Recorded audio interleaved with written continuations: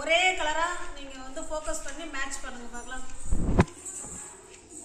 Full video வேணும்னா channel பேஜில் போய் பாருங்கள்.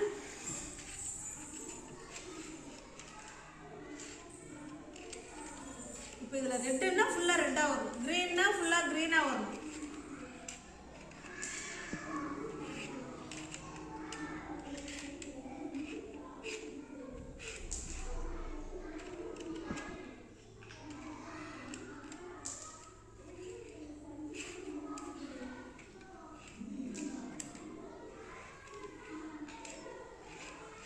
இதில் 4 இருக்கும்போது இங்கே எப்படி நகரும்? நகராது.